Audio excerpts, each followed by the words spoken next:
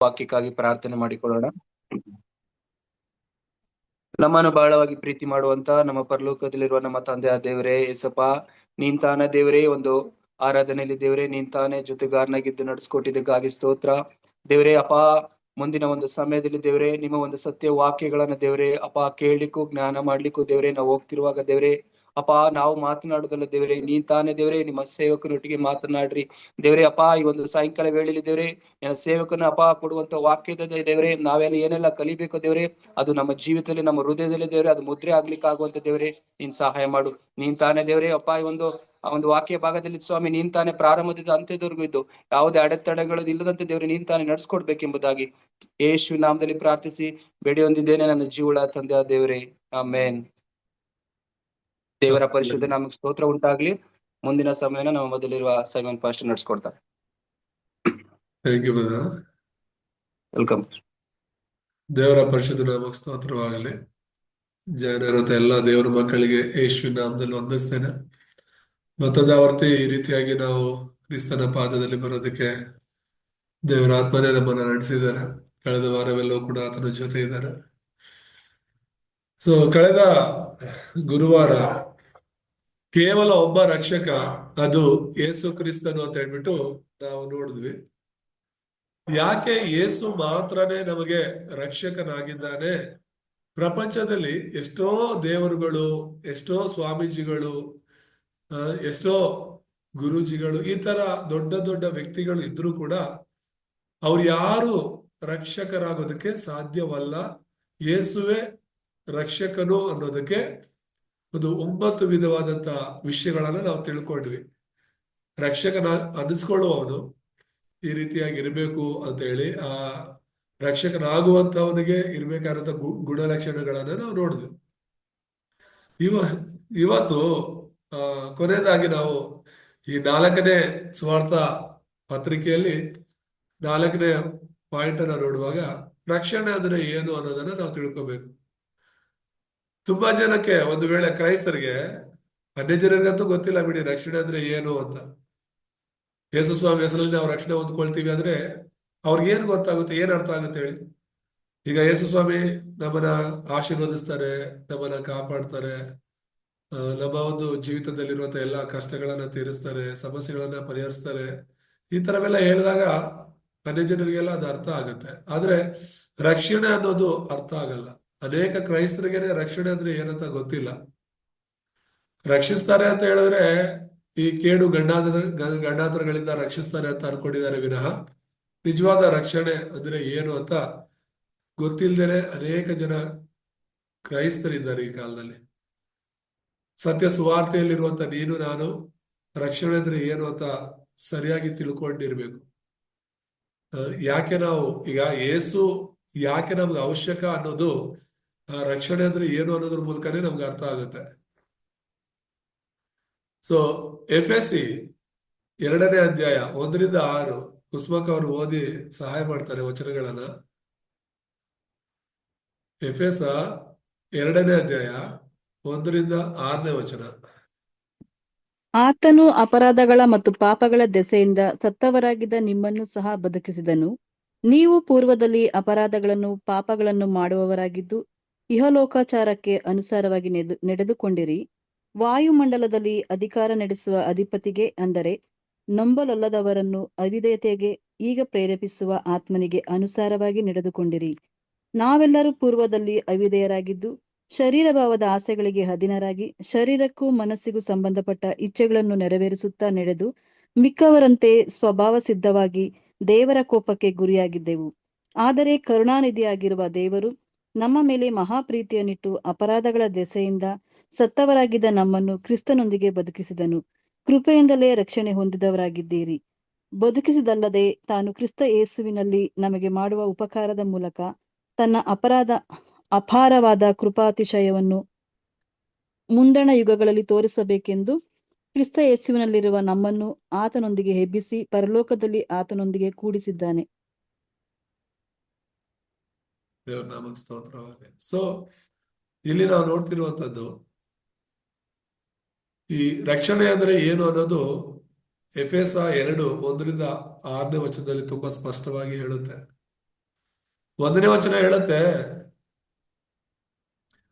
ಆತನು ಅಂದ್ರೆ ಯೇಸು ಕ್ರಿಸ್ತನು ಅಪರಾಧಗಳ ಮತ್ತು ಪಾಪಗಳ ದೆಸೆಯಿಂದ ಸತ್ತವರಾಗಿದ್ದ ನಿಮ್ಮನ್ನು ಸಹ ಬದುಕಿಸಿದನು ಅಂತ. ರಕ್ಷಣೆ ಅಂದ್ರೆ ಏನು ಗೊತ್ತಾ? ಸತ್ತವರೊಳಗಿಂದ ಬದುಕಿಸೋದು.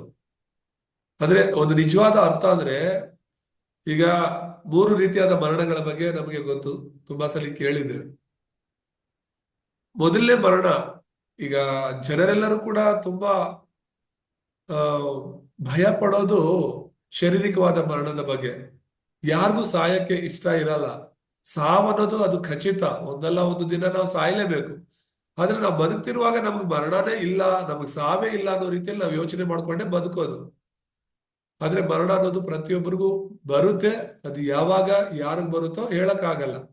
ಹಾಗಾಗಿ ಈ ಅವಿಶ್ವಾಸಿಗಳು, ಅನ್ಯ ಜನರು, ಈವನ್ ಕ್ರೈಸ್ತರು ಕೂಡ ಶಾರೀರಿಕವಾದ ಮರಣಕ್ಕೆ ಭಯ ಪಡ್ತಾರೆ, ನಾವಿನ್ನೂ ಬದುಕಬೇಕು ಅಂತ ಹೇಳಿ. ಆದ್ರೆ ಶಾರೀರಿಕವಾಗಿ ಬದುಕಿದ್ರು ಸತ್ರು ಅದೇನ್ ವ್ಯತ್ಯಾಸ ಏನಿಲ್ಲ. ನೀನ್ ಇನ್ನೂ 10 ವರ್ಷ ಅಲ್ಲ, ಇನ್ನೂ 50 ವರ್ಷ ಬದುಕ್ಬೋದು, 100 ವರ್ಷ ಬದುಕ್ಬೋದು, ಆಮೇಲಾದ್ರೂ ಸಾಯ್ತೀಯ ಅಲ್ವಾ. ಸೊ ಹೇಗೂ ಶಾರೀರಿಕವಾಗಿ ಒಂದಲ್ಲ ಒಂದು ದಿನ ಸಾಯ್ಲೇಬೇಕು, ಎಂತವರಾದ್ರೂ ಕೂಡ. ಆದ್ರೆ ಭಯ ಪಡಬೇಕಾಗಿರೋದು ಆತ್ಮಿಕ ಮರಣದ ಬಗ್ಗೆ. ಈ 3 ರೀತಿಯಾದ ಮರಣಗಳಂದ್ರೆ, ಮೊದಲನೇದು ಆತ್ಮಿಕ ಮರಣ. ಆತ್ಮಿಕವಾಗಿ ಸಾಯೋದು ಅಂದ್ರೆ ದೇವರಿಂದಲೇ ದೂರವಾಗೋದು. ದೇವರಿಂದ ದೂರ ಆಗೋದಿದೆಯಲ್ಲ, ಅದು ತುಂಬಾ ಘೋರವಾದ ಮರಣ, ಆತ್ಮಿಕವಾದ ಮರಣ. ಎರಡನೇ ಮರಣ ಬಂದು ಶಾರೀರಿಕವಾದದ್ದು, ನಮ್ಮ ಪ್ರಾಣ ನಮ್ಮ ದೇಹದಿಂದ ದೂರವಾಗೋದು. ಮೂರನೇದು ಪರಲೋಕದಿಂದ ನಮ್ಮ ಆತ್ಮ ಬೇರ್ಪಟ್ಟು ನರಕಕ್ಕೆ ಹೋಗೋದು, ಅದು ನಿತ್ಯ ಮರಣ ಅಂತ ಹೇಳ್ತೀವಿ. ಆದ್ರೆ ಇಲ್ಲಿ ನಾವು ಯೋಚನೆ ಮಾಡ್ಬೇಕಾಗಿರೋದು ಆತ್ಮಿಕ ಮರಣದ ಬಗ್ಗೆ.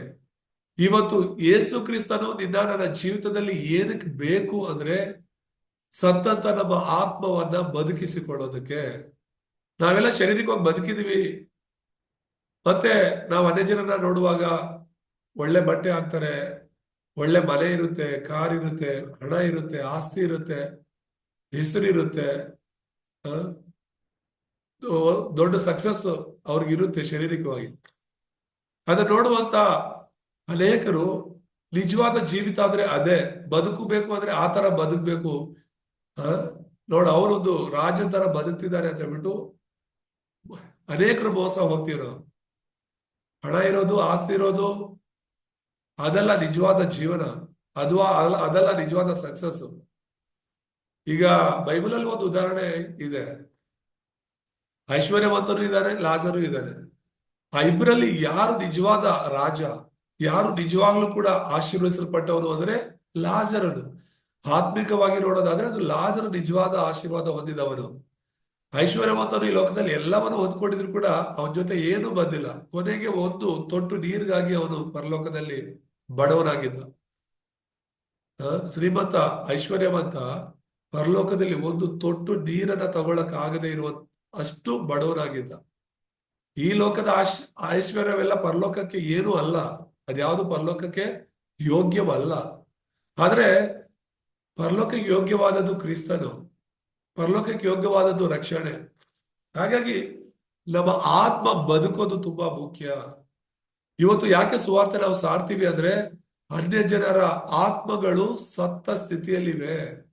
ಅವರು ಬದುಕಬೇಕು ಅಂದ್ರೆ, ಅವ್ರು ಬದುಕೋದು ಹೇಗೆ ಅಂದ್ರೆ ಯೇಸುವಲ್ಲಿ ನಂಬಿಕೆ ಇಡೋದ್ರ ಮೂಲಕ ಮಾತ್ರನೇ.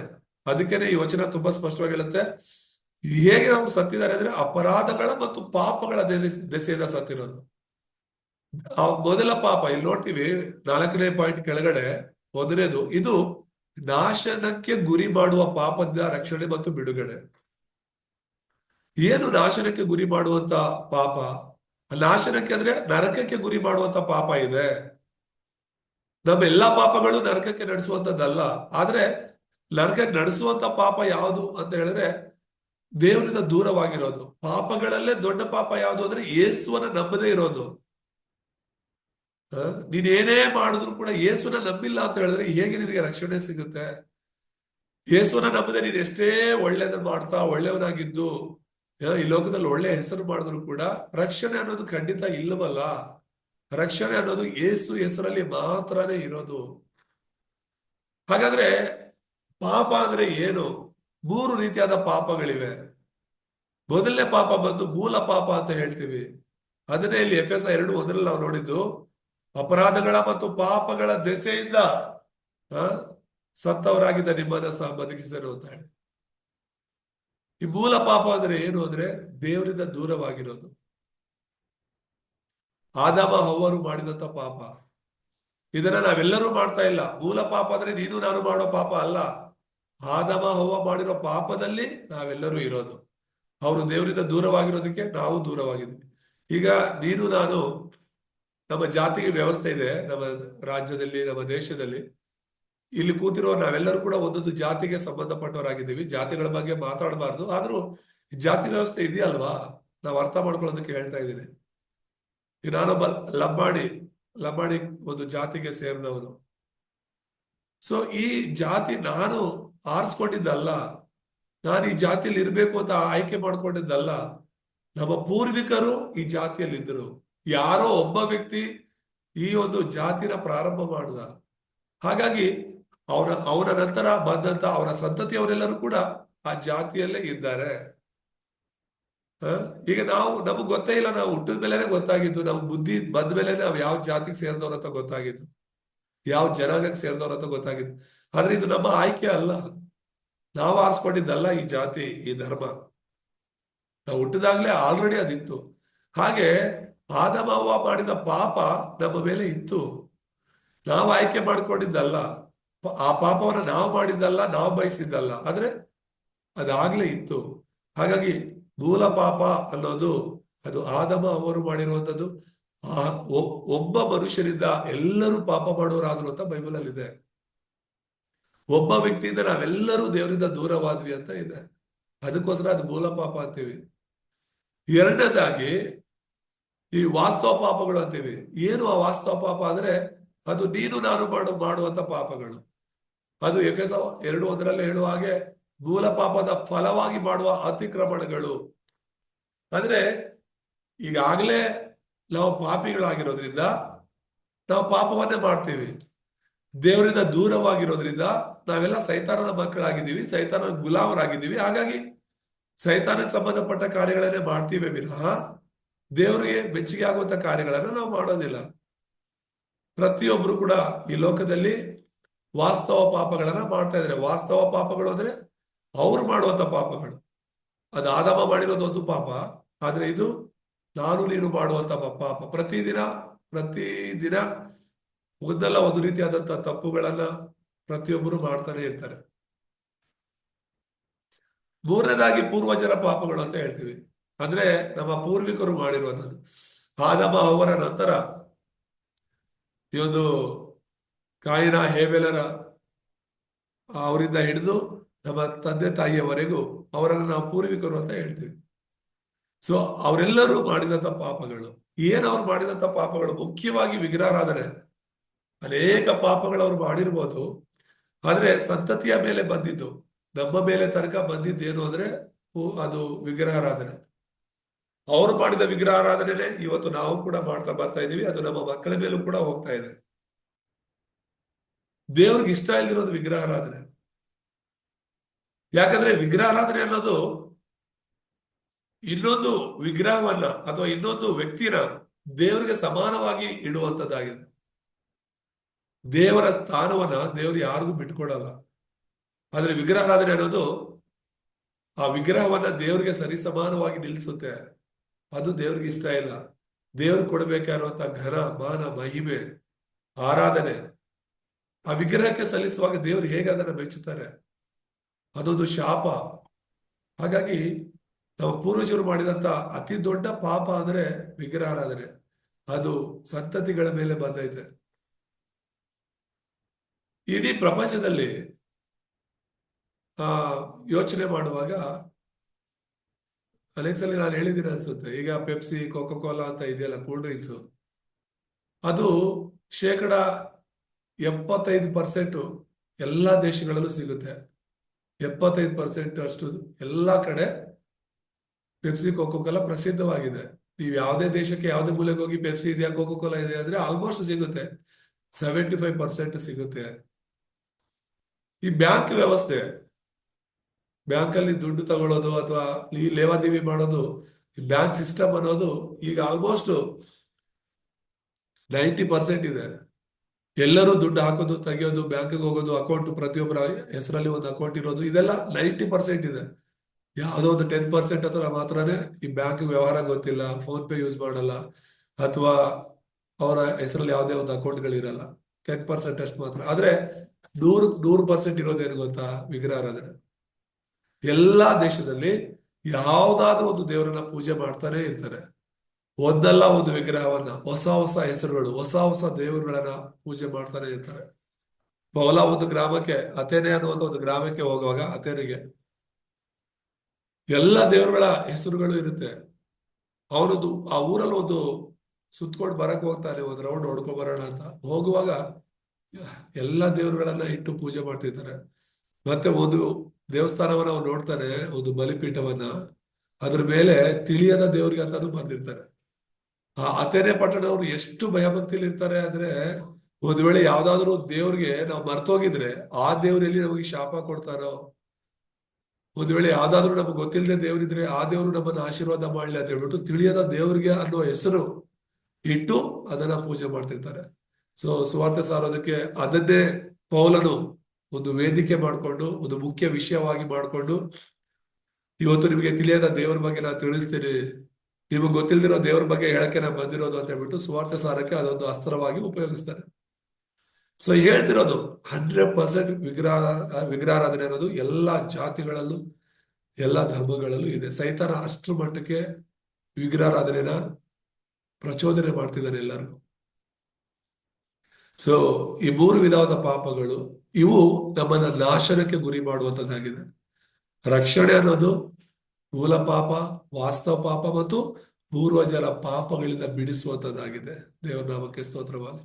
ಸೊ ಯಾರು ಯೇಸು ಕ್ರಿಸ್ತನನ್ನ ಅಂಗೀಕರಿಸ್ಕೊಳ್ತಾರೋ ಅವರ ಈ 3 ರೀತಿಯಾದ ಪಾಪಗಳು ಸಂಪೂರ್ಣವಾಗಿ ತೊಳೆಯಲ್ಪಡುತ್ತೆ. ಅದಕ್ಕೆ ಇಲ್ಲಿ ನಾವು ಓದ್ಕೊಂಡಿದ್ದು 5ನೇ ವಚನದಲ್ಲಿ ನಾವು ನೋಡ್ತೀವಿ, ಎಫೆಸ 2:5 ಅಪರಾಧಗಳ ದೆಸೆಯಿಂದ ಸತ್ತವರಾಗಿದ್ದ ನಮ್ಮನ್ನು ಕ್ರಿಸ್ತನೊಂದಿಗೆ ಬದುಕಿಸಿದರು, ಕೃಪೆಯಿಂದಲೇ ರಕ್ಷಣೆ ಹೊಂದಿದ್ದೀರೆಂಬ. 8ನೇ ವಚನ ಇನ್ನೂ ಸ್ಪಷ್ಟವಾಗಿ ಹೇಳುತ್ತೆ, ನಂಬಿಕೆಯ ಮೂಲಕ ಕೃಪೆಯಿಂದಲೇ ರಕ್ಷಣೆ ಹೊಂದಿದವರಾಗಿದ್ದೀರಿ. ಆ ರಕ್ಷಣೆಯು ನಿಮ್ಮಿಂದುಂಟಾದದ್ದಲ್ಲ, ಅದು ದೇವರ ವರವೇ ಎಂಬುದ. 9ನೇ ವಚನ ಹೇಳುತ್ತೆ, ಅದು ಪುಣ್ಯ ಕ್ರಿಯೆಗಳಿಂದ ಉಂಟಾದದ್ದಲ್ಲ, ಆದುದರಿಂದ ಹೊಗಳಿಕೊಳ್ಳುವುದಕ್ಕೆ ಯಾರಿಗೂ ಆಸ್ಪದವಿಲ್ಲ. ಪುಣ್ಯ ಕ್ರಿಯೆಗಳು ಅಂದ್ರೆ ಒಳ್ಳೆ ಕಾರ್ಯಗಳು, ನೀನು ಮಾಡುವಂತ ಒಳ್ಳೆ ಕಾರ್ಯಗಳಿಂದ ಅಲ್ಲ ನೀನು ರಕ್ಷಣೆ ಹೊಂದಿರೋದು. ಒಂದ್ ವೇಳೆ ನಿನ್ನ ಒಳ್ಳೆ ಕಾರ್ಯಗಳಿಂದ ನೀನು ರಕ್ಷಣೆ ಹೊಂದಿದ್ರೆ ನೀನು ಹೊಗಳ್ಕೋಬಹುದು, ನಾನು ತುಂಬಾ ಒಳ್ಳೆ ಕಾರ್ಯ ಮಾಡಿದ್ದೀನಿ, ಅದಕ್ಕೆ ದೇವ್ರು ನನ್ನ ರಕ್ಷಿಸಿದ್ದಾರೆ, ಅದಕ್ಕೆ ನನಗೆ ಪರಲೋಕದಲ್ಲಿ ಹೋಗೋದಕ್ಕೆ ಅವಕಾಶ ಸಿಕ್ಕಿದೆ ಅಂತ ಹೇಳ್ಬಿಟ್ಟು ಅಲ್ಲ. ಯೇಸು ಕ್ರಿಸ್ತನ ಒಳ್ಳೆ ಕಾರ್ಯದಿಂದಲೇ ನಾವು ರಕ್ಷಣೆ ಹೊಂದಿರೋದು. ಏನು ಯೇಸು ಕ್ರಿಸ್ತನ್ ಮಾಡಿರೋದು ಒಳ್ಳೆ ಕಾರ್ಯ ಅಂದ್ರೆ ನಮ್ಮ ಪಾಪವನ್ನು ಹೊತ್ತುಕೊಂಡು ಸಿಲುಬೆಯಲ್ಲಿ ಸತ್ತಿದ್ದು. ಅದಕ್ಕಿಂತ ದೊಡ್ಡ ಒಳ್ಳೆ ಕಾರ್ಯ ಯಾವುದು ಇಲ್ಲ. ಅದು ದೇವರು ಮೆಚ್ಚುವಂತ ಕಾರ್ಯ. ದೇವರ ನಾಮಕ್ಕೆ ಸ್ತೋತ್ರವಾಗಲಿ. ರಕ್ಷಣೆ ಅಂದ್ರೆ ಪಾಪದಿಂದ ಬಿಡುಗಡೆ ಹೊಂದೋದು, ಇದನ್ನ ಅರ್ಥ ಮಾಡ್ಕೊಳ್ಳಿ. 2ನೇದಾಗಿ ರಕ್ಷಣೆ ಅಂದ್ರೆ ಏನು ಅಂದ್ರೆ, ಇದು ಮುಂದೆ ಬರುವ ದುರ್ಘಟನೆಯಿಂದಲೂ ಸೈತಾನನ ಬಲದಿಂದಲೂ ತಪ್ಪಿಸಿಕೊಳ್ಳೋದು. ರಕ್ಷಣೆ ಅಂದ್ರೆ ಏನು? 2ನೇದಾಗಿ ನಾವು ಅರ್ಥ ಮಾಡ್ಕೋಬೇಕಾಗಿರೋದಂದ್ರೆ ಸೈತಾನನಿಂದ ಬಿಡುಗಡೆ ಹೊಂದೋದು. ಎಫೆಸ 2:2 ನಾವು ನೋಡಿದ್ವಿ, ನೀವು ಪೂರ್ವದಲ್ಲಿ ಅಪರಾಧಗಳನ್ನು ಪಾಪಗಳನ್ನು ಮಾಡುವವರಾಗಿದ್ದು ಇಹಲೋಕಾಚಾರಕ್ಕೆ ಅನುಸಾರವಾಗಿ ನಡೆದುಕೊಂಡಿರಿ. ವಾಯುಮಂಡಲದಲ್ಲಿ ಅಧಿಕಾರ ನಡೆಸುವ ಅಧಿಪತಿಗೆ, ಯಾರು ಈ ಅಧಿಪತಿ ಅಂದರೆ ನಮ್ಮಲ್ಲೊಲ್ಲದವರನ್ನು ಅವಿಧೇಯತೆಗೆ ಈಗ ಪ್ರೇರೇಪಿಸುವ ಆತ್ಮನಿಗೆ. ಈ ಆತ್ಮ ಯಾರು? ಸೈತಾನ. ಸೈತಾನನಿಗೆ ಅನುಸಾರವಾಗಿ ನಡೆದುಕೊಂಡಿರಿ ಅಂತ ಹೇಳ್ತೇನೆ. ಸೊ ಈ ಲೋಕದಲ್ಲಿರುವ ಪ್ರತಿಯೊಬ್ಬರು ಕೂಡ ಸೈತಾನನಿಗೆ ಗುಲಾಮರಾಗಿದ್ದಾರೆ. ಯೇಸುವನ ನಂಬದೇ ಇರುವ ಪ್ರತಿಯೊಬ್ಬರು ಕೂಡ, ಅದು ಓದಿರೋರಾಗಿರ್ಲಿ, ಶ್ರೀಮಂತನಾಗಿರ್ಲಿ, ದೊಡ್ಡ ವ್ಯಕ್ತಿ ಯಾರೇ ಆಗಿರ್ಲಿ, ಅವರೆಲ್ಲರೂ ಕೂಡ ಸೈತಾನನಿಗೆ ಗುಲಾಮರಾಗಿದ್ದಾರೆ. ರಕ್ಷಣೆ ಅಂದ್ರೆ ಸೈತಾನನಿಂದ ಬಿಡುಗಡೆ ಹೊಂದೋದು. ಯಾರು ಬಿಡುಗಡೆ ಕೊಡ್ಲಿಕ್ಕೆ ಆಗುತ್ತೆ? ಯೇಸು ಕ್ರಿಸ್ತನು ಮಾತ್ರನೇ. ಯಾಕಂದ್ರೆ 1 ಯೋಹಾನ 3:8 ಹೇಳುವ ಹಾಗೆ ಯೇಸು ಕ್ರಿಸ್ತ ಲೋಕದಲ್ಲಿ ಪ್ರತ್ಯಕ್ಷವಾಗಿದ್ದು ಸೈತಾನನ ಕಾರ್ಯಗಳನ್ನ ಲಯ ಮಾಡೋದಕ್ಕಾಗಿ. ಇವತ್ತು ಯೇಸು ಹೆಸರು ಎತ್ತಿದ್ರೆ ಸೈತಾನ ಓಡ್ತಾನೆ. ಇವತ್ತು ಯೇಸು ಹೆಸರಲ್ಲಿ ಪ್ರಾರ್ಥಿಸಿದ್ರೆ ದೆವ್ವಗಳು ಓಡುತ್ತೆ.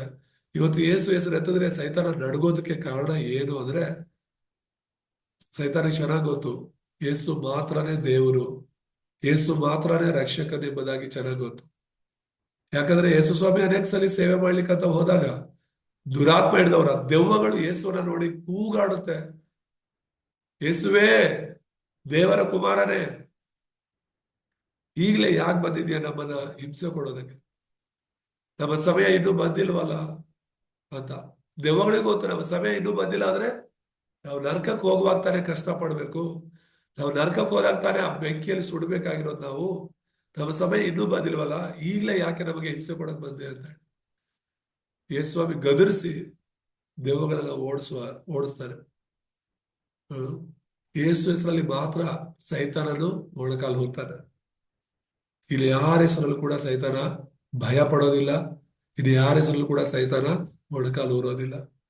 ಸೊ ಹಾಗಾಗಿ ಇವತ್ತು ರಕ್ಷಣೆ ಅಂದ್ರೆ ಸೈತಾನದಿಂದ ಬಿಡುಗಡೆ ಹೊಂದ್ಕೊಳ್ಳೋದು. ದೇವರ ನಾಮಕ್ಕೆ ಸ್ತೋತ್ರವಾಗಲಿ. ಮೊದಲನೇದು ರಕ್ಷಣೆ ಅಂದ್ರೆ ಏನು? ಪಾಪದಿಂದ ಬಿಡುಗಡೆ ಹೊಂದೋದು. ಎರಡನೇದು ನಿಜವಾದ ರಕ್ಷಣೆ ಅಂದ್ರೆ ಸೈತಾನದಿಂದ ಬಿಡುಗಡೆ ಹೊಂದೋದು. ಸೈತಾನದಿಂದ ನಾವು ಹೊರಗಡೆ ಬರೋದು. ಸೈತಾನದಿಂದ ನಮಗೆ ಯಾವ ಸಂಬಂಧಗಳು ಇರಬಾರದು. ಸೈತಾನ ಸಂಬಂಧಪಟ್ಟದ್ದು ಏನೇ ನಮ್ಮಲ್ಲಿದ್ರು ಕೂಡ ಸೈತಾನ ನಮ್ಮ ಜೀವಿತದಲ್ಲಿ ಕಾರ್ಯ ಮಾಡೋದಕ್ಕೆ ಪ್ರಾರಂಭಿಸ್ತಾನೆ. ಹಾಗಾಗಿ ಸಂಪೂರ್ಣವಾಗಿ ನಾವು ದೇವರ ಮಕ್ಕಳು ಆಗೋದಿದೆಯಲ್ಲ, ಸೈತಾನದ ಮಕ್ಕಳಾಗಿರುವಂತ ನಾವು ದೇವರ ಮಕ್ಕಳಾಗೋದು ರಕ್ಷಣೆ. ಅದಕ್ಕೋಸ್ಕರನೇ ಈ ಯೋಹಾನ ಸುವಾರ್ತೆ 8:44 ಸೈತಾನ ನಿಮ್ಮ ತಂದೆ ಅಂತ ಹೇಳ್ಬಿಟ್ಟು ಬರೆಯಲ್ಪಟ್ಟಿದೆ. ನಾವು ಯೇಸುವನ್ನ ನಂಬಕ್ ಮುಂಚೆ ಸೈತಾನನೇ ನಮ್ಮ ತಂದೆ ಆಗಿದ್ದ. ಆದ್ರೆ ಇವತ್ತು ಯಾರ್ಯಾರು ಆತನನ್ನು ಅಂದ್ರೆ ಯೇಸುವನ್ನು ಅಂಗೀಕರಿಸಿದ್ರು ಅವರೆಲ್ಲರೂ ದೇವರ ಮಕ್ಕಳಾಗುವ ಅಧಿಕಾರವನ್ನು ಹೊಂದಿದ್ದಾರೆ. ಯೋಹಾನ 1:12. ಸೊ ನಾವು ದೇವರ ಮಕ್ಕಳು, ಸೈತಾನನ ಮಕ್ಕಳಲ್ಲ. ರಕ್ಷಣೆ ಅಂದ್ರೆ ದೇವರ ಮಕ್ಕಳಾಗಿರೋದು. ಆಮೇಲೆ ಇವತ್ತು ನಾನು ನೀನು ದೇವರ ಮಕ್ಕಳಾಗಿದ್ದೇವೆ. ಮೂರನೇದಾಗಿ ರಕ್ಷಣೆ ಅಂದ್ರೆ ಏನು? ರಕ್ಷಣೆ ಅಂದ್ರೆ ಈ ಎಫೆಸ 2:6 ಓದ್ಕೊಂಡ ಹಾಗೆ ಕ್ರಿಸ್ತ ಯೇಸುವಿನಲ್ಲಿ ನಮಗೆ ಮಾಡುವ ಉಪಕಾರದ ಮೂಲಕ ತನ್ನ ಅಪಾರವಾದ ಕೃಪಾತಿಶಯವನ್ನು ಮುಂದಣ ಯುಗಗಳಲ್ಲಿ, ಇದನ್ನ ಅರ್ಥ ಮಾಡ್ಕೊಳ್ಳಿ, ಮುಂದಣ ಯುಗಗಳಲ್ಲಿ ತೋರಿಸಬೇಕೆಂದು ಕ್ರಿಸ್ತ ಯೇಸುವಿನಲ್ಲಿರುವ ನಮ್ಮನ್ನು ಆತನೊಂದಿಗೆ ಎಬ್ಬಿಸಿ, ಅಂದ್ರೆ ಯೇಸು ಕ್ರಿಸ್ತನೊಂದಿಗೆ ನಮ್ಮನ್ನ ಮರಣದಿಂದ ಎಬ್ಬಿಸಿ ಪರಲೋಕದಲ್ಲಿ ಆತನೊಂದಿಗೆ ಕೂಡಿಸಿದ್ದಾನೆ. ಕೂಡಿಸಿದ್ದಾನೆ ಅಂದ್ರೆ ಏನು? ಇದು ಪ್ರೆಸೆಂಟ್ ಟೆನ್ಸ್, ಅಂದ್ರೆ ನಡೆದಿರೋದು. ಈಗಾಗಲೇ ನಮ್ಮ ಹೆಸರುಗಳು ಪರಲೋಕದಲ್ಲಿ ಬರೆಯಲ್ಪಟ್ಟಿದೆ. ನಾವಾದರೋ ಪರಲೋಕ ಸಂಸ್ಥಾನದವರು ಅಂತ ಹೇಳಿ ವಾಕ್ಯ ಹೇಳುತ್ತೆ ಫಿಲಿಪ್ಪಿ 3:20. ಹಾಗಾಗಿ ರಕ್ಷಣೆ ಅಂದ್ರೆ ನರಕದಿಂದ ತಪ್ಪಿಸಿಕೊಂಡು ಪರಲೋಕಕ್ಕೆ ಹೋಗೋದು. ಈ 3 ವಿಷಯಗಳು ಅರ್ಥ ಮಾಡ್ಕೊಳ್ಳಿ. ನಿಜವಾದ ರಕ್ಷಣೆ ಅಂದ್ರೆ ಏನು ಅಂತ ನೀವು ಫಸ್ಟ್ ಇದನ್ನ ಅರ್ಥ ಮಾಡ್ಕೊಳ್ಳಿ. ಯೇಸು ಮಾತ್ರನೇ ನಮ್ಮನ್ನ ಪಾಪದಿಂದ ಬಿಡುಗಡೆ ಮಾಡ್ತಾರೆ. ಯೇಸು ಮಾತ್ರ ನಮ್ಮನ್ನ ಸೈತಾನದಿಂದ ಬಿಡುಗಡೆ ಮಾಡ್ತಾರೆ. ಯೇಸು ಮಾತ್ರನೇ ನಮ್ಮನ್ನ ನರಕದಿಂದ ಬಿಡುಗಡೆ ಮಾಡ್ತಾರೆ. ಯೇಸು ಯಾಕೆ ಬೇಕು ಅಂದ್ರೆ ಪಾಪ ಕ್ಷಮಾಪಣೆ ಹೊಂದೋದಕ್ಕೆ ಬೇಕು. ಯೇಸು ನಮಗೆ ಯಾಕೆ ಬೇಕು ಅಂದ್ರೆ ಸೈತಾನದಿಂದ ಬಿಡುಗಡೆ ಹೊಂದೋದಕ್ಕೆ ಬೇಕು. ನಮಗೆ ಯೇಸು ಯಾಕೆ ಬೇಕು ಅಂದ್ರೆ ನರಕದಿಂದ ತಪ್ಪಿಸ್ಕೊಂಡು ಪರಲೋಕಕ್ಕೆ ಹೋಗೋದಕ್ಕೆ ಬೇಕು. ಇದೇ ಬೇಕಾಗಿರೋದು. ಇವತ್ತು ಈ ಲೋಕದಲ್ಲಿ ನಾವು ಈ ಸತ್ಯಗಳನ್ನ ಅರ್ಥ ಮಾಡ್ಕೊಂಡಿಲ್ಲ ಅಂದ್ರೆ ತುಂಬಾ ಜನ ಪ್ರಶ್ನೆ ಮಾಡ್ತಾರೆ, ನೀನ್ ಯಾಕೆ ಮತಾಂತರ ಆಗಿದ್ಯಾ? ನಮ್ಮ ಹಿಂದೂ ಧರ್ಮವನ್ನು ಬಿಟ್ಟು ಯಾಕೆ ಹೋಗಿದ್ಯಾ? ನಮ್ಮ ಧರ್ಮದಲ್ಲಿ ಇಲ್ದಿರೋದು ಅಲ್ಲಿ ಏನಿದೆ? ನಮ್ಮ ಜಾತಿಯಲ್ಲಿ ಇಲ್ದಿರೋದು ಅಲ್ಲಿ ಆ ದೇವರಲ್ಲಿ ಏನಿದೆ? ನಿನಗೆ ಏನು ಆಶ್ವಾಸನೆ ಕೊಟ್ಟು ಯಾರು ನಿನ್ನ ತಲೆ ಕೆಡಿಸಿದ್ದಾರೆ? ಈ ಯೇಸುವನ್ನ ನಂಬಿರೋರ್ನೆಲ್ಲ ಅನ್ಯ ಜನರು ಏನಂತ ಮಾತಾಡ್ತಾರೆ ಅಂದ್ರೆ ನಮ್ಮನ್ನ ಕ್ರೈಸ್ತರು ಬ್ರೈನ್ ವಾಶ್ ಮಾಡಿದ್ದಾರೆ ಅಂತ. ಬ್ರೈನ್ ವಾಶ್ ಮಾಡೋದಂದ್ರೆ ಏನು ಗೊತ್ತಾ? ಚೆನ್ನಾಗಿ ಹೇಳಿದ್ದನ್ನೇ ಹೇಳಿ ಹೇಳಿ ಹೇಳಿ ಹೇಳಿ ನಾವಿದನ್ನ ನಂಬೋ ತರ ಮಾಡ್ಬಿಟ್ಟಿದ್ದಾರೆ ಅಂತ. ಆಕ್ಚುಲಿ ಸೈತಾನನಿಂದ ಅವರು ಬ್ರೈನ್ ವಾಶ್ ಆಗಿದ್ದಾರೆ. ಹಾಗಾಗಿ ಅವ್ರು ಏನು ಮಾಡ್ತಿದಾರೋ ಅವ್ರಿಗೆ ಗೊತ್ತಿಲ್ಲ. ಯೇಸುಸ್ವಾಮಿ ಸಿಲ್ವೆಯಲ್ಲಿ ಹೇಳಿದ ಹಾಗೆ, ತಂದೆಯೇ ಅವ್ರನ್ನ ಕ್ಷಮಿಸು, ಅವ್ರು ಏನ್ ಮಾಡ್ತಿದಾರೋ ಅವ್ರಿಗೆ ಗೊತ್ತಿಲ್ಲ ಅಂತ. ಅನ್ಯ ಜನರು ಅವ್ರು ಏನ್ ಮಾಡ್ತಾರೋ ಅವ್ರಿಗೆ ಗೊತ್ತಿಲ್ಲದೆ ಮಾಡ್ತಿದ್ದಾರೆ. ಆದ್ರೆ ನೀನು ನಾನು ಇವತ್ತು ನಾವು ಏನ್ ಮಾಡ್ತಿದೀವಿ ಅಂತ ನಾವು ತಿಳ್ಕೊಂಡು ಮಾಡ್ತಿದ್ದೀವಿ. ಅಲ್ಲೂಯ್ಯ. ಸೊ ಯೇಸು ಯಾರಂತ ತಿಳ್ಕೊಂಡು ಮಾಡ್ತಿದ್ದೀವಿ. ಸಭೆಗೆ ಯಾಕೆ ಹೋಗ್ಬೇಕು ಅಂತ ತಿಳ್ಕೊಂಡು ಹೋಗ್ತಾ ಇದ್ದೀವಿ. ಆ, ಇವತ್ತು ಕೂಡ ಜೂಮ್ ಮೀಟಿಂಗ್ ನಾವ್ ಯಾಕೆ ಕೂತ್ಕೋಬೇಕಂತ ತಿಳ್ಕೊಂಡು ಕೂತಿದ್ದೀವಿ. ಯಾರ್ದೋ ಒಬ್ರು ಬಲವಂತದಿಂದ ನಾವು ಕೂತಿಲ್ಲ. ಯಾರ್ದೋ ಒಬ್ರು ಬಲವಂತದಿಂದ ನಾವು ಸಭೆಗೆ ಹೋಗ್ತಾ ಇಲ್ಲ. ಯಾರ್ದೋ ಒಂದು ಬಲವಂತದಿಂದ ನಾವು ಯೇಸುವನ್ನ ಆರಾಧನೆ ಮಾಡ್ತಿಲ್ಲ. ಸತ್ಯ ಏನು ಅಂತ ತಿಳ್ಕೊಂಡು ನಾವು ಮಾಡ್ತಿರೋದು. ದೇವರ ನಾಮಕ್ಕೆ ಸ್ತೋತ್ರವಾಗಲಿ. ಹಾಗಾಗಿ ನಿನ್ನ ಒಂದು ಉತ್ತರ ಏನಾಗಿರ್ಬೇಕು? ಯೇಸುನ ಯಾಕೆ ನಂಬಿದ್ಯಾ ಅಂದ್ರೆ, ಯೇಸು ಮಾತ್ರನೇ ನಿನ್ನನ್ನ ಪಾಪದಿಂದ, ಯೇಸು ಮಾತ್ರನೇ ನಿನ್ನನ್ನ ಸೈತಾನದಿಂದ, ಯೇಸು ಮಾತ್ರನೇ ನಿನ್ನನ್ನ ನರಕದಿಂದ ಬಿಡಿಸಬಲ್ಲನು. ಇದೇ ನಿಜವಾದ ರಕ್ಷಣೆ ಅಂದ್ರೆ. ದೇವರ ನಾಮಕ್ಕೆ ಸ್ತೋತ್ರವಾಗಲಿ. ನಾಲ್ಕನೇದಾಗಿ ನೋಡ್ತೀವಿ, ರಕ್ಷಣೆಗೆ ಆಧಾರವಾಗಿ ನಿನ್ನ ಜೀವಿತದ ವರ್ತಮಾನ ಕಾಲದಲ್ಲೇ ಫಲ ಕೊಡುತ್ತೆ ಎಂಬ. ಅದೇ ಎಫೆಸಿ 2:7-10 ತನಕ ನಾವು ನೋಡ್ಕೊಳ್ಳೋದಾದ್ರೆ, ಈ ಲೋಕದಲ್ಲಿ ನಾವು ಫಲ ಕೊಡಬೇಕು. ಏನು ಫಲ ಕೊಡಬೇಕು? ನಾವು ಒಳ್ಳೇದನ್ನ ಮಾಡಬೇಕು. ನಾವು ರಕ್ಷಣೆ ಹೊಂದಿರೋದಕ್ಕೆ ಒಳ್ಳೇದು ಮಾಡ್ಬೇಕು, ರಕ್ಷಣೆ ಹೊಂದೋದಕ್ಕೋಸ್ಕರ ಅಲ್ಲ. ಇದು ಅರ್ಥ ಮಾಡ್ಕೋಬೇಕಾಗಿರೋದು. ನಾವ್ಯಾರು ಪುಣ್ಯಕ್ರಿಯೆಗಳಿಂದ ರಕ್ಷಣೆ ಹೊಂದಕ್ಕಾಗಲ್ಲ. ದಾನ ಧರ್ಮಗಳಿಂದ ರಕ್ಷಣೆ ಹೊಂದೋದಕ್ಕೆ ಆಗೋದಿಲ್ಲ. ನಾವು ಒಳ್ಳೇದ್ ಮಾಡೋದ್ರಿಂದ ನಮ್ಮ ಪಾಪ ಕ್ಷಮಾಪಣೆ ಆಗಲ್ಲ. ನಾವು ಒಳ್ಳೇದ್ ಮಾಡೋದ್ರಿಂದ ಸೈತಾನದಿಂದ ಬಿಡುಗಡೆ ಹೊಂದೋದಕ್ಕಾಗಲ್ಲ. ನಾವು ಒಳ್ಳೇದ್ ಮಾಡೋದ್ರಿಂದ ಪರಲೋಕಕ್ಕೆ ಹೋಗಕ್ಕಾಗಲ್ಲ. ಒಂದು ವೇಳೆ ನಮ್ಮ ಒಳ್ಳೆ ಕಾರ್ಯಗಳು ನಮ್ಮ ಪಾಪವನ್ನು ಕ್ಷಮಿಸೋದಾದ್ರೆ ಯೇಸು ಬೇಕಾಗಿರ್ಲಿಲ್ಲ. ನಮ್ಮ ಒಳ್ಳೆ ಕಾರ್ಯಗಳು ನಮ್ಮನ್ನ ಸೈತಾನದಿಂದ ಬಿಡಿಸೋದಾದ್ರೆ ಯೇಸು ಈ ಲೋಕಕ್ಕೆ ಬರೋ ಅವಶ್ಯಕತೆ ಇರಲಿಲ್ಲ. ನಮ್ಮ ಒಳ್ಳೆ ಪುಣ್ಯ ಕಾರ್ಯಗಳು ನಮ್ಮನ್ನ ಪರಲೋಕಕ್ಕೆ ನಡೆಸೋದಾಗಿದ್ರೆ ಯೇಸು ಈ ಲೋಕದಲ್ಲಿ ಬಂದು ಸಿಲುವೆಯಲ್ಲಿ ಸಾಯೋದು ಅವಶ್ಯಕತೆ ಇರಲಿಲ್ಲ. ಸೊ ಇದು ಯೇಸುವಿನಿಂದ ಮಾತ್ರ ಸಾಧ್ಯವಾಗುತ್ತೆ. ನೀನು ನಾನು ರಕ್ಷಣೆ ಹೊಂದಿದ್ದೀವಿ ಅನ್ನೋದ ಗುರುತಕ್ಕೆ ಪ್ರತಿಫಲವಾಗಿ ನಾವು ಒಳ್ಳೆಯವರಾಗಿ ಜೀವಿಸ್ಬೇಕು, ಸಾಕ್ಷಿಯಾಗಿ ಜೀವಿಸ್ಬೇಕು, 4 ಜನಕ್ಕೆ ಒಳ್ಳೇದು ಮಾಡ್ಬೇಕು. ಆ ಒಳ್ಳೇದು ಕೂಡ ಅವರನ್ನ ದೇವ್ರ ಕಡೆ ತಿರುಗಿಸ್ಲಿಕ್ಕೆ ಮಾಡ್ಬೇಕು. ಅವ್ರ ಸತ್ಯವನ್ನ ತಿಳ್ಕೊಳ್ಳುವಂತೆ ಮಾಡ್ಲಿಕ್ಕೆ ಅನೇಕರಿಗೆ ಒಳ್ಳೇದನ್ನ ನಾವು ಮಾಡ್ಬೇಕು. ದೇವ್ರ ನಾಮಕ್ಕೆ ಸ್ತೋತ್ರವಾಗಿ. ನಾವು ಮಾಡೋ ಪುಣ್ಯ ಕಾರ್ಯ ಏನು ಗೊತ್ತಾ? ಒಬ್ರು ದೇವರನ್ನ ನಂಬುವಂತೆ ಮಾಡೋದು. ಹೌದು, ಅವ್ರು ಊಟ ಕೊಡೋದು, ಬಟ್ಟೆ ಕೊಡೋದು, ಅವ್ರ ಕಷ್ಟಕ್ಕೆ ನಾವು ಸ್ಪಂದಿಸೋದು ಎಲ್ಲ ಒಳ್ಳೇದೇನೆ. ಆದ್ರೆ ಒಳ್ಳೇದ್ರಲ್ಲೇ ಒಳ್ಳೆ ಕಾರ್ಯ ಆದ್ರೆ ಅವ್ರಿಗೆ ಯೇಸುವಿನ ಸುವಾರ್ತೆನ ಹೇಳಿ ರಕ್ಷಣೆಯ ಕಡೆಗೆ ನಡೆಸೋದು, ಸತ್ತಂತ ಅವ್ರ ಆತ್ಮಗಳನ್ನ ಬದುಕಿಸೋದಿದೆಯಲ್ಲ, ಅದು ನಿಜವಾದ ಪುಣ್ಯ ಕಾರ್ಯ. ಅದಕ್ಕೆ ನಿಜವಾದ ಪ್ರತಿಫಲ ನಮಗೆ ಪರಲೋಕದಲ್ಲಿ ಇರುತ್ತೆ. ಹಲ್ಲೆಲೂಯ. ದೇವರ ನಾಮಕ್ಕೆ ಸ್ತೋತ್ರ. ಸೊ ಕೊನೆಯದಾಗಿ 5ನೇದಾಗಿ ಗುಣಪಡಿಸೋದು ಅಂತ ನಾವು ನೋಡ್ತೀವಿ. ಒಂದು 4ನೇ ಸುವಾರ್ತ ಪತ್ರಿಕೆಯಲ್ಲಿ ಗುಣಪಡಿಸೋದು ಅಂದ್ರೆ ದೆವ್ವಗಳಿಂದ ಹಿಂಸಿಸಲ್ಪಟ್ಟ ಜನರನ್ನ ಗುಣಪಡಿಸೋದು. ಹೇಗೆ ಅಂದ್ರೆ ನಂಬಿಕೆ ಇರೋದು ತುಂಬಾ ಮುಖ್ಯ. ಯಾವ ನಂಬಿಕೆ ಸೈತಾನದಿಂದ ಬಿಡುಗಡೆಗೊಳಿಸುತ್ತಂದ್ರೆ ಯೇಸು ಕ್ರಿಸ್ತನಲ್ಲಿ ಇಡುವಂತ ನಂಬಿಕೆ. ನೀನು ಯೇಸುವನ್ನ ನಂಬಿದ್ರೆ, ಯೇಸು ನಿನ್ನ ಹೃದಯದಲ್ಲಿದ್ರೆ, ನಂಬಿಕೆ ಅನ್ನೋದು ಹೃದಯದಲ್ಲಿ ನಂಬಿ ಬಾಯಿಂದ ಯೇಸುವೆ ಕ್ರಿಸ್ತನ ಅರಿಕೆ ಮಾಡೋದು. ಯಾರೋ ಆ ರೀತಿ ಮಾಡ್ತಾರೋ ಯೇಸು ಸ್ವಾಮಿ ಅವರ ಹೃದಯದಲ್ಲಿ ಬರ್ತಾರೆ, ಅವರ ಜೀವಿತದಲ್ಲಿ ಯೇಸು ಯಜಮಾನನಾಗಿರ್ತಾನೆ. ಆಗ ದೇವ್ರಿಗೂ ಗೊತ್ತಾಗುತ್ತೆ ನೀನು ದೇವರ ಮಗ ಅಂತ. ಅಷ್ಟೇ ಅಲ್ಲದೆ ಸೈತಾನಿಗೂ ಗೊತ್ತಾಗುತ್ತೆ ನೀನು ಯೇಸುವಿನ ಮಗ ಅಂತ, ನೀನು ದೇವರ ಮಗ ಅಂತ. ಯಾರು ಹೇಳೋದು ಬೇಡ, ದೇವ್ರಿಗಾಗ್ಲಿ ಸೈತಾನಿಗಾಗ್ಲಿ, ನೀನು ಯಾರ ಮಗ ಅಂತ. ನೀನು ಯಾವ್ದ್ರಲ್ಲಿ ನಂಬಿಕೆ ಇಟ್ಟಿದ್ಯಾ, ನೀನು ಯಾವ್ದನ್ನ ಹಿಡ್ಕೊಂಡಿದ್ಯಾ ಅನ್ನೋದ್ರ ಮೇಲೆನೆ ಒಂದು ಸೈತಾನ ಬಂದು ಕಾರ್ಯ ಮಾಡ್ತಾನೆ, ಇಲ್ಲ ದೇವ್ರನ್ನ ನಂಬಿದ್ರೆ ದೇವ್ರ ಬಂದು ಕಾರ್ಯ ಮಾಡ್ತಾನೆ. ನೀನು ನಾನು ಆದಿಕಾಂಡ 3:15 ಹಸಿರಿ ಸಂತಾನವಾಗಿರುವಂತಹ ಯೇಸುವನ್ನು ನಂಬುವಾಗ, ಮತ್ತಾಯ ಸುವಾರ್ತೆ 16:13-15 ಯೇಸುವೆ ಕ್ರಿಸ್ತನು ಅನ್ನುವುದನ್ನ ನಂಬುವಾಗ, ಮತ್ತಾಯ 17:1-8 ಅಲ್ಲಿ ಎಲಿಯನಾಗ್ಲಿ ಅಲ್ಲಿ ಮೋಶೆ ಆಗ್ಲಿ ಮುಖ್ಯವಲ್ಲ. ಅವರೆಲ್ಲ ಹೋದ್ಮೇಲೆ ಅವ್ರು ಯೇಸುವನ್ನ ಮಾತ್ರ ನೋಡಿದ್ರು. ಯೇಸುವನ್ನ ಬಿಟ್ಟು ಅಲ್ಲಿ ಯಾರು ಇರ್ಲಿಲ್ಲ ಅಂತ ವಾಕ್ಯ ಇದೆ. ಹಾಗೆ ನಿನ್ನ ಜೀವನದಲ್ಲೂ ಕೂಡ ಯೇಸು ಮಾತ್ರನೇ ಇರ್ಬೇಕು. ಯೇಸು ಸರಿಸಮಾನವಾಗಿ ಬೇರೆ ಯಾರಿಗೂ ನೀನು ಅವಕಾಶ ಕೊಡಬಾರ್ದು. ಮತ್ತಾಯ 28:16-20 ಆ ಯೇಸುವಿನ ಅಧಿಕಾರ ನಿನ್ನಲ್ಲಿ ಇರುತ್ತೆ. ಅಪೊಸ್ತಲರು 1:8 ದೇವರ ಆತ್ಮನ ಬಲ ನಿನ್ನ ಮೇಲೆ ಇರುತ್ತೆ. ಹಾಗಾಗಿ 2ನೇದಾಗಿ ಆತ್ಮಿಕ ಬಲ ಆದ್ರೇನೆ ನೀನು ದೇವರ ಆತ್ಮನಿಂದ ತುಂಬಿಸಲ್ಪಡೋದು. ನಿಗದಿತ ಪ್ರಾರ್ಥನೆ, ನಿರಂತರ ಪ್ರಾರ್ಥನೆ ಏನ್ ಮಾಡುತ್ತಂದ್ರೆ ನಿನ್ನ ಆತ್ಮಿಕ ಬಲದಲ್ಲಿ ನಡೆಸುತ್ತೆ. ಪ್ರಾರ್ಥನೆಯಲ್ಲಿ ಸೋತು ಹೋಗ್ಬಾರ್ದು. ದೇವರಲ್ಲಿ ನೀನು ನಂಬಿಕೆ ಇಟ್ಟಿದೆ ಅಂದ್ರೆ ಪ್ರಾರ್ಥನೆಯಲ್ಲಿ ಬಲವಾಗಿ ನಿಲ್ಲಬೇಕು. ಆ ನಿಗದಿತ ಪ್ರಾರ್ಥನೆ ಅಂದ್ರೆ ಬೆಳಗ್ಗೆ ಮಧ್ಯಾಹ್ನ ಸಂಜೆ ಒಂದು ಪ್ರೇಯರ್ ಟೈಮ್ ಇಟ್ಕೋಬೇಕು. ನಿರಂತರ ಪ್ರಾರ್ಥನೆ, ನಿನ್ನ ಹೃದಯದಲ್ಲಿ ಆರಾಧನೆ ಪ್ರಾರ್ಥನೆ ನಡೀತಾ ಇರ್ಬೇಕು, ನೀನು ಏನೇ ಮಾಡ್ತಾ ಇದ್ರು ಕೂಡ. ಸೊ ಇದನ್ನ ನೀನು ಮುಂದುವರಿಸುವಾಗ ಖಂಡಿತವಾಗ್ಲೂ ದೇವರು ನಿನ್ನನ್ನ ಆಶೀರ್ವದಿಸ್ತಾರೆ. ಈ ನಿಜವಾದ ರಕ್ಷಣೆ ಅಂತ ಏನು ಅಂತ ತಿಳ್ಕೊಂಡಿದ್ಯಾ, ಇದನ್ನ ನೀನು ಹಿಡ್ಕೋ. ಆ ಯೇಸುವಲ್ಲಿ ಸಂಪೂರ್ಣವಾಗಿ ನಂಬಿಕೆ ಇಡು, ರಕ್ಷಣೆ ಹೊಂದುತ್ತೀಯ, ಮತ್ತೆ ಸೈತಾನದ ಮೇಲೆ ನೀನು ಜಯ ಹೊಂದುತ್ತೀಯ. ಅಷ್ಟೇ ಅಲ್ಲ, ನೀನು ಅನೇಕರಿಗೆ ಇದೇ ಸತ್ಯ ಸುವಾರ್ತೆನ ಸಾರು, ಅವರ ಸತ್ತ ಆತ್ಮಗಳು ಕೂಡ ರಕ್ಷಿಸಲ್ಪಡುತ್ತೆ. ನೀನು ಕೂಡ ಸುವಾರ್ತೆನ ಸಾರೋದ್ರ ಮೂಲಕ, ಯೇಸುವೆ ಕ್ರಿಸ್ತನಂತ ಸಾರೋದ್ರ ಮೂಲಕ ಸೈತಾನನ ಎಲ್ಲಾ ಕಾರ್ಯಗಳು ಮುರಿಯಲ್ಪಡುತ್ತೆ. ದೇವರ ನಮಗೆ ಸ್ತೋತ್ರ. ಈ ವಾಕ್ಯದಿಂದ ದೇವರು ನಮ್ಮನ್ನು ಆಶೀರ್ವಾದ ಮಾಡಲಿ. ಪ್ರಾರ್ಥನೆ ಮಾಡ್ಕೊಳ್ಳೋಣ. ನಮ್ಮನ್ನು ಬಹಳವಾಗಿ ಪ್ರೀತಿಸುವಂತ ನಮ್ಮ ತಂದೆಯಾದ ದೇವರೇ, ನಿಮ್ಮ ಪರಿಶುದ್ಧ ನಾಮಕ್ಕೆ ಸ್ತೋತ್ರವಾಗಲಿ.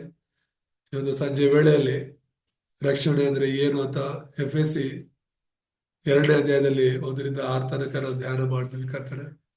ನಿಜವಾದ ರಕ್ಷಣೆ ಪಾಪದಿಂದ ಬಿಡುಗಡೆ ಹೊಂದೋದು, ನಿಜವಾದ ರಕ್ಷಣೆ ಸೈತಾನದಿಂದ ಬಿಡುಗಡೆ ಹೊಂದೋದು, ನಿಜವಾದ ರಕ್ಷಣೆ ಅದು ನರಕದಿಂದ ತಪ್ಪಿಸಿಕೊಳ್ಳೋದು. ಈ ಒಂದು 3 ಭಯಂಕರವಾದ ಸಮಸ್ಯೆಗಳಿಂದ ಬಿಡಿಸೋದಕ್ಕಾಗಿ ನೀವು ಕ್ರಿಸ್ತನಾಗಿ ಅಭಿಷಕ್ತನಾಗಿ ಲೋಕಕ್ಕೆ ಬಂದು ಸತ್ಯ ಅರಸನಾಗಿ ಸೈತಾನನ ಕಾರ್ಯಗಳನ್ನ ನಾಶ ಮಾಡಿದಿರ. ಸತ್ಯ ಯಾಜಕನಾಗಿ ಪಾಪದ ಪರಿಹಾರವನ್ನ ಒದಗಿಸಿದಿರ. ಸತ್ಯ ಪ್ರವಾದಿಯಾಗಿ ನರಕಕ್ಕೆ ಹೋಗ್ತಿರುವ ನಮ್ಮನ್ನ ಪರಲೋಕಕ್ಕೆ ಮಾರ್ಗವನ್ನ ತೋರಿಸಿದಿರ. ದೇವರೇ, ನೀವಲ್ಲದೆ ನಮಗೆ ಬೇರೆ ಕ್ರಿಸ್ತರು ಇಲ್ಲ, ನೀವಲ್ಲದೆ ನಮಗೆ ಬೇರೆ ರಕ್ಷಕರು ಇಲ್ಲ. ಸಂಪೂರ್ಣವಾಗಿ ಇಲ್ಲಿರುವಂತ ನಾವೆಲ್ಲರೂ ಯೇಸುವೇ ಕ್ರಿಸ್ತನಂತ ನಂಬ್ತಾ ಇದ್ದೀವಿ, ಯೇಸುವೇ ರಕ್ಷಕನು ಅಂತ ನಂಬ್ತಾ ಇದ್ದೀವಿ. ಸ್ವಾಮಿ, ರಕ್ಷಣೆ ಹೊಂದಿದವರಾಗಿ ನಿಮ್ಮ ಮಕ್ಕಳ ಅಧಿಕಾರವನ್ನು ಪಡೆದವರಾಗಿ ನಾವು ಈ ಲೋಕದಲ್ಲಿ ನಿಮ್ಮ ಲೋಕ ಸ್ವಾರ್ಥೀಕರಣಕ್ಕಾಗಿ ಜೀವಿಸಲು ಸಹಾಯ ಮಾಡಿ. ನಮ್ಮ ಕುಟುಂಬಗಳಲ್ಲಿ ಇನ್ನೂ ಅನೇಕರು ಸತ್ತ ಸ್ಥಿತಿಯಲ್ಲಿದ್ದಾರೆ. ನಮ್ಮ ಸಂಬಂಧಿಕರಲ್ಲಿ ನಮ್ಮ ಗ್ರಾಮದಲ್ಲಿ, ನಮ್ಮ ಸ್ನೇಹಿತರಲ್ಲಿ ಇನ್ನೂ ಅನೇಕರು ಸತ್ತ ಸ್ಥಿತಿಯಲ್ಲಿದ್ದಾರೆ.